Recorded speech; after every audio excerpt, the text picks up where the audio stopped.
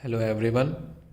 C 205 water and sanitary engineering का जो chapter 11 है sewerage system, board of technical education Rajasthan में आज के जो सिलेबस का जो चैप्टर 11 है जो सिविल थर्ड ईयर के, उसमें जो चैप्टर है सीवरेज सिस्टम्स। तो आज अपना चैप्टर 11 जो है उसे आप देखेंगे। आज सबसे पहले अपन जो बेसिक डेफिनेशंस हैं वो पढ़ते हैं। सीवेज सबसे पहले अपन बेसिक जो डेफिनेशंस हैं वो क्लियर करें कि ये चीज़ें होती क्या हैं। तो सबसे पहले आती है सीवेज की। Mixture of water and liquid waste originating from the city is termed as sewage. जो भी लिक्विड वेस्ट है और जो वाटर का जो मिक्सचर है, जो अपने शहर में जो घर वगैरह है उनसे जो भी लिक्विड वेस्ट और वाटर का जो मिक्सचर निकल रहा है उसको अपन बोलेंगे सीवेज। और सीवर किसे कहते हैं? Sewers are conduits which are use to carry the sewage. और सीवेज जिन कंडुइट्स में फ्लो होता है या जिनके कैरी करने के लिए अपन उनका यूज़ करते हैं, जिन कंडुइट्स का सीवेज को कैरी करने के लिए, उनको कहते हैं अपन सीवर्स। और सीवरेज सिस्टम क्या होता है? The method of collection, treatment and disposal of sewage, जिसको अपन हिंदी में सीवरेज प्रणालियाँ कहते हैं, वो क्या होता है? The method of collection, treatment and disposal of sewage is known as sewerage, sewerage system या सीवरेज। अब देखो इसमें तीन चीज़ें आई हैं, collection, treatment and disposal. Collection कैसे करेंगे? अभी अपन ने देखा सीवर्स से जो कंडुइट्स वगैरह जो अपन डालते हैं, सीवर्स जिसको अपन बोलते हैं, उससे अपन कलेक्ट करेंगे। ट्रीटमेंट प्लांट से उसका जो वेस्ट वाटर है उसका ट्रीटमेंट करेंगे और फिर उसको डिस्पोज करेंगे। तो ये टोटल जो पूरा सिस्टम है, ये पूरा सिस्टम ही क्या कहलाता है? Sewerage system. ठीक है। अब जो सीवरेज सिस्टम है उसको तीन इंजीनियरिंग पॉइंट ऑफ व्यू से तीन तरह का होता है। वो कौन कौन से तरह का होता है? एक तो सेपरेट ड्रेनेज सिस्टम, एक कंबाइंड ड्रेनेज सिस्टम और एक partially separate drainage system. Separate drainage system में मतलब पृथक निकास प्रणाली, संयुक्त निकास प्रणाली और आंशिक पृथक निकास प्रणाली, मतलब पार्शियली सेपरेट ड्रेनेज सिस्टम। क्या क्या होते हैं देखो अपन डिस्कस करते हैं। सबसे पहले होता है सेपरेट सिस्टम। देखते हैं क्या चीज़ है। In this system separate pipes are use to carry sanitary sewage and storm water sewage. देखो जो भी शहर में अपने पानी निकलता है वो दो तरह का होता है। एक तो जो लिक्विड वेस्ट वाटर है जिसको अपन सीवेज बोलते हैं, और एक होता है स्टॉर्म वाटर जो कि बरसात का पानी होता है। बरसात का पानी की भी निकासी ज़रूरी है। तो अगर अपन जो सीवेज के लिए अलग पाइपलाइन डालें और बरसाती पानी के लिए अलग पाइपलाइन डालें, अलग अलग पाइपलाइन डालें, तो वो क्या हो जाएगा? Separate system.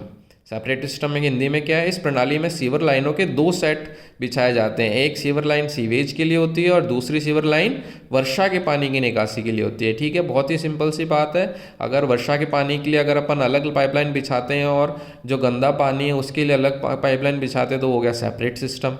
अब देखो दूसरा, देखो कंबाइंड सिस्टम। कंबाइंड सिस्टम क्या है? Single pipe is use to carry both sanitary and storm sewage. इस प्रणाली में केवल एक ही सीवर लाइन बिछाई जाती है जिसमें सीवेज और वर्षा का पानी एक साथ बहते हैं। अब कंबाइंड सिस्टम देखो बहुत ही सरल सी चीज़ है। जो सीवेज है और जो बरसाती पानी है दोनों के लिए अपन एक ही पाइपलाइन अगर बिछाते हैं, एक ही सीवरेज सिस्टम अगर अपन करते हैं तो वो हो जाएगा कंबाइंड सिस्टम।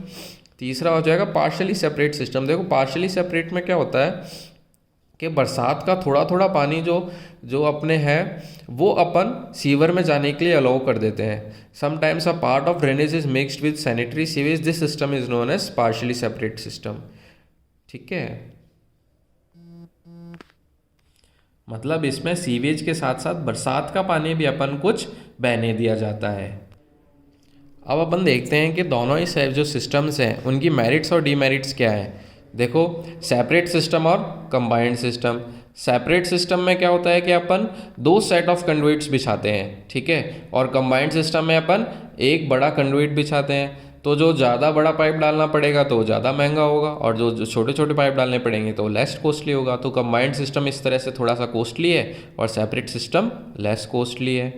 ठीक है, दूसरा क्या होता है कि जब है ना नॉन मानसून सीजन होता है, during non monsoon season when flow is less frequent silting occurs. देखो कंबाइंड सिस्टम में क्या होता है, अपन ने बरसाती पानी के लिए और रेगुलर जो वेस्ट वाटर है उसके लिए एक ही पाइप डाल रखा है। अब क्या होता है कि जब नॉन मानसून सीजन है, जब बरसात का पानी नहीं आता तो फ्लो बहुत कम रह जाता है। ऐसी कंडीशन में क्या होता है, जो सिल्टिंग बहुत ज़्यादा हो जाती है। तो एक ये समस्या आती है कंबाइंड सिस्टम में जो कि सेपरेट सिस्टम में नहीं आती। अब क्या होता है कि देखो, जो कंबाइंड सिस्टम है उसमें सीवेज का डिस्चार्ज है एक, तो वो भी जाएगा, साथ में जो ड्रेनेज डिस्चार्ज है मतलब जो बरसाती पानी है वो भी जाएगा। तो जो एंड में जो अपन ट्रीटमेंट प्लांट लगाएंगे उसकी जो कैपेसिटी है वो भी ज़्यादा चाहिएगी। Hence the more capacity of treatment plant is required, hence cost of construction is more. जो अपना ट्रीटमेंट प्लांट का जो कंस्ट्रक्शन कॉस्ट है वो भी ज़्यादा हाई आएगी, क्योंकि अपना उसकी कैपेसिटी को बढ़ाना पड़ेगा, क्योंकि बरसाती पानी भी आ रहा है सीवेज के साथ साथ। लेकिन जो सेपरेट सिस्टम है इसमें अपन सिर्फ जो सीवेज वाटर है इसी को ट्रीट करेंगे, जो बरसात का पानी है उसे तो ट्रीट करने की आवश्यकता ही नहीं है। तो अपना जो ट्रीटमेंट प्लांट है उसकी कैपेसिटी भी कम चाहिए, तो अपना जो कंस्ट्रक्शन की कॉस्ट है वो कम हो जाएगी। In case of flooding due to excessive rains, only storm water come out of the sewers, less in sanitary conditions will occur। देखो बरसात के दिनों में क्या होता है कि है ना, ओवरफ्लोइंग हो जाती है, फ्लडिंग हो जाती है। तो अगर अपना सेपरेट सिस्टम होगा तो बरसात का पानी तो अपने मान लो कंडुइट से बाहर आ भी जाता है, तो सिर्फ बरसात का पानी बाहर आएगा, ठीक है, वो इतनी बदबूदार नहीं होगा और वो गंदगी भी इतनी ज़्यादा नहीं फैलाएगा। लेकिन अगर कंबाइंड सिस्टम है और एक्सेसिव फ्लडिंग हो गई है या फिर बैकिंग ऑफ सीवर्स हो जाती है, तो बरसात के पानी के साथ साथ पूरा सीवेज का पानी भी बाहर आ जाएगा सड़कों पे। इससे क्या होगा, ज़्यादा इनसैनिटरी कंडीशंस प्रिवेल हो जाएंगी। हालांकि ठीक है, तो अपन क्या करते हैं, सेपरेट सिस्टम यूज़ करना है या कंबाइंड सिस्टम यूज़ करना है, ये डिसाइड करने के लिए पहले अपन आंकड़े इकट्ठे करते हैं, दोनों का ही अध्ययन करते हैं। डिमेरिट्स और डीमेरिट्स हर एक केस की केस टू केस डिपेंड करती हैं, तो अपन हर एक केस की मेरिट्स डीमेरिट्स कंसीडर करते हैं और फिर ही सेलेक्ट करते हैं कि अपन को कौन सा सिस्टम लगाना है, सेपरेट सिस्टम यूज़ करना है या कंबाइंड सिस्टम यूज़ करना है। अब अपन देखते हैं कि जो सीवर जो अपने पाइपलाइन का नेटवर्क सिस्टम जो अपन को बिछाना है, तो उसके लिए अपन कौन कौन से मटेरियल जो मटेरियल चाहिए अपन को सीवर के लिए, उसकी क्या क्या विशेषताएं होनी चाहिए। While selecting a material important factor which must be considered are, ऐसे कौन से पदार्थ जो भी अपने पदार्थ होगा सीवर के चयन के लिए, तो अपने क्या क्या बातें अपन को ध्यान में रखनी है। देखो सबसे पहले तो उसमें होना चाहिए रेजिस्टेंस टू कोरोजन, संक्षारण प्रतिरोध। Due to gases, acids and other impurities in sewage, the sewer material should be resistant to corrosion for a longer life। देखो क्या होता है कि जो सीवेज होता है उसमें जो भी अपना गंदा पानी है और जो वेस्ट मटेरियल है और सीवेज है, उसमें क्या है, गैसेस होती हैं, एक तो सीवर गैसेस होती हैं, उसमें एसिड्स होते हैं और भी इम्प्योरिटीज़ होती हैं। उसकी वजह से उसमें कोरोजन हो सकता है जो पाइपलाइन होगी उसमें। तो अपन को एक ऐसा मटेरियल होना चाहिए जिसमें कोरोजन रेजिस्टेंट हो, ताकि उसको लंबी लाइफ हो उसकी। और आप दूसरा देखते हैं अपन रेजिस्टेंस टू अब्रेजन, अपघर्षण प्रतिरोध। Sewerage contains a lot of grit and sand particles, wear and tear of sewer materials may occur, hence sewer material should be strong enough to withstand the abrasion। देखो जो sewage है इसमें grit और sand particles भी बहुत ज़्यादा होते हैं, इसकी ये साथ पानी के साथ वो फ्लो होते हैं ना, तो इनके वियर टीयर हो सकता है। जो सीवेज मटेरियल है, जो पाइप मटेरियल है, उसका वियर टीयर बहुत ज़्यादा हो सकता है, क्योंकि ग्रिट और सैंड भी पानी के साथ बहुत ज़्यादा फ्लो हो रहे हैं। तो ऐसा मटेरियल होना चाहिए जिसमें एब्रेशन रेजिस्टेंस भी होना चाहिए, कोरोजन रेजिस्टेंस जो एसिड्स वगैरह है उनसे, और एब्रेशन मतलब जो घर्षण के कारण जो है ना जो नुकसान हो रहा है वो हो गया एब्रेशन। तो ये दोनों ही रेजिस्टेंस होने चाहिए मटेरियल में। तीसरा होता है इम्परवियसनेस, मतलब अपारगम्यता। Sewer pipe material should be impervious, ये तो सीधी सी बात है। देखो अगर इम्परवियस होगा तो सोख लेगा और वो उसको आगे ट्रांसफ़र कर देगा, तो वो बाहर ही निकल जाएगा। तो ऐसा तो नहीं होना चाहिए, इम्परवियस तो होना ही चाहिए। फोर्थ हो गया स्ट्रेंथ ऑफ पाइप, सामर्थ्यता। Pipe should be strong enough to withstand all the forces and loads that are likely to come on them. देखो अपन सीवर पाइपलाइन कभी सरफेस के ऊपर तो बिछाते ही नहीं है, अपन हमेशा ग्राउंड के नीचे बिछाते हैं। अब ग्राउंड के ऊपर उसकी मिट्टी का भी लोड होगा, साथ में ग्राउंड के ऊपर कोई व्हीकल अगर चल रहा है तो उसका भी लोड होगा, ठीक है। तो सीवर के, और जो सीवर अगर मान लो अंडर प्रेशर फ्लो हो रहा है तो उसका भी लोड आएगा।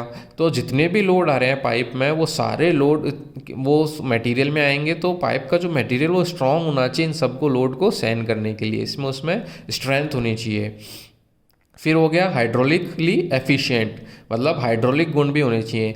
The sewer material should B such that it can provide smooth interior surface, उसका सरफेस एकदम स्मूथ होना चाहिए, उसका रफनेस कोफिशिएंट इस तरह से होना चाहिए कि ड्राई वेदर फ्लो में भी सिल्टिंग ना हो और क्लींजिंग स्पीड वो प्रोवाइड कर सके। तो आज अपन ने जो सीवरेज सिस्टम के बारे में पढ़ा, सीवरेज के सिस्टम्स देखे कौन कौन से होते हैं, बेसिक डेफिनेशंस देखी, मेरिट्स एंड डीमेरिट्स देखे, और सीवर मटेरियल की क्या क्या ज़रूरतें हैं, अपन को क्या क्या चीज़ें कंसीडर करनी चाहिए सीवर मटेरियल को समझते समय या उसके पाइपलाइन डिसाइड करते समय, वो अपन ने देखी। नेक्स्ट वीडियो में अपन देखेंगे कौन से मटेरियल के पाइप अपन जनरली यूज़ करते हैं, सीवर जॉइंट्स कौन कौन से होते हैं, और different shapes of sewers upon next video में देखते हैं।